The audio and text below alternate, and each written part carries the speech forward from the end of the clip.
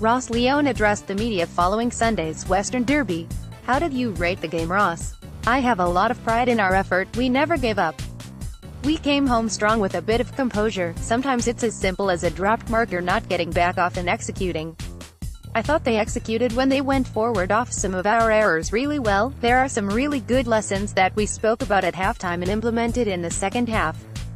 I thought the Eagles played the territory game early, they got it in and they were really hard at the ball, had really strong tackling, and our efficiency getting it out wasn't great, which can happen, but we overplayed it. We just needed to take some territory and take the one-on-ones out. At halftime I think the entries were 14-22, then after halftime we took more territory and had some entry shots, got ground position, things opened up, and I think it was 30-21 entries. We learned some lessons on how to deal with that, so that was good. I thought we never gave up and they just capitalized off some dropped marks and some of those basic errors. They nutted us out of the middle more than we would have liked in the end, so there are some learnings to go to school on, but it was a tight, tough game and one that was good to be in. We lost Michael Walters early, that unbalanced us a little bit, but that would be making excuses. Sometimes you need to deal with those things. To come in without Matt Taberner and then to lose Michael Walters early, did you feel you lacked firepower? It's not ideal. I thought it was a tough day for forwards. I thought we defended pretty tight. There was a lot of pressure. We had enough opportunities, just kick the goal, pick it up, don't drop the mark, get off of the mark. They missed a few when they were on top early in the second quarter. They were letting us off the hook a bit, I thought.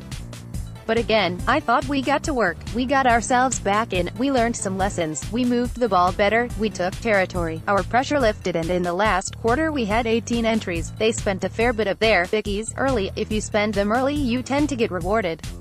Where we're at with the narrative and demand, our players are learning a lot about high-pressure football. I thought they were harder overall, not dramatically, but just at a few clinches I thought they were harder. So, we'd like to be harder for a bit longer. What do you know about Walter's injury? I think it's a low-grade medial injury. Tried to run with it but couldn't quite move, so hopefully when it cools down it's only a grade 1. We've had a grade 2 recently with Stefan Gyro, that was 6 weeks. It might be a half grade and he might be able to come up, but if it's a grade 1 you are probably looking at 4 weeks. That's frustrating because he was looking quite dangerous. When he came back on he was still clearly struggling. Yes, our doctors made a call, but he couldn't get moving. Who knows what the week brings? But it doesn't look great. Why do you think they got on top in the midfield? I don't know, the midfield coaches will have a look at that. They cleared it well, they only had a couple more entries but they kicked 2-2 out of the middle. That's a bit about our defense too. Both teams had 17 scores off possession gain. Around the ground clearances were pretty even. Both teams couldn't get their kick-ins. We kicked 3.1 off kick-ins, they kicked 3.1. Both teams would look at it as if we had been a bit more composed there, didn't drop a mark there, hit that target. It was a pretty high-pressure game, it was pretty loud and a hot day. They are a solid team and we are building to be a solid team. We have a big challenge next week against Richmond, and we move on. It is pretty clear what we need to improve on. Lessons learned and we implemented, so we take that forward to Richmond, who I think had another convincing win. It's a tough challenge. How did you view the rep battle? I thought Aaron looked dangerous around the ground. He clunked a few and could have clunked a couple more. He got forward quite well. When you lose a player, Walters, the rotations become a bit more manual and you have to get involved a little bit, which isn't ideal. I thought Naitanui's rep work early was quite strong, and I thought we fought back. Does Sandilands need a rest now? He has been so good. It's a bit difficult. Sean Darcy is still a long way from coming back. We have young ruckmen. Matt Taberner obviously was doing some rucking. Michael Johnson filled in today. Scott Jones and Lloyd Meek have a bit of work to do.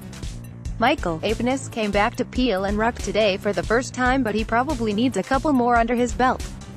If Sandilands can hang on for a little while, we will look to give him rest.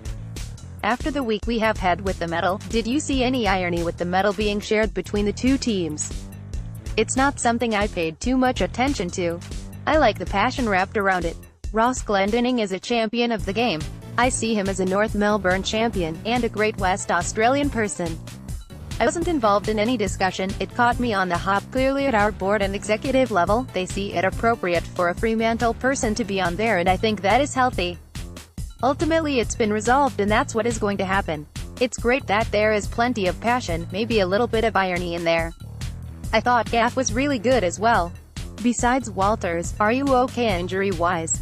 There are always bits and pieces but nothing acute. That hardness factor that you touched on earlier, is that purely a mental thing? It's a hard one to talk about as a coach. I will be able to cut out 3 or 4 instances where you have just got to go. Ed Langdon went, their coach can probably name a couple where they went. I could pick out 3 where I would have liked this to be better. We are all human and we are not machines. Players that have been super hard, you can just have a lapse in concentration and second guess yourself and you don't quite go as hard as you should. When you become a great team, your concentration stays fierce and you go every time. That's probably what I am talking about.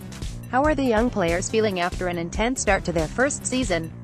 Are they still in a good position to keep playing or are you looking to rest them at any time soon? They're good. They are handling it. We will get more feedback during the week. They have all the markers and monitoring. If anything, we will try and unload them during the week and get them to the game. It's critical. We still have a couple to come back in. Gyro from a medial, 6 weeks. We've got Tom North down there that we really want to have a look at. Griffin Logue is starting to make ground. Ultimately, we need to get him back playing footy. So there are still a few down there that we would like to bring up if they play good footy. It's a bit dangerous because I am maybe missing a few.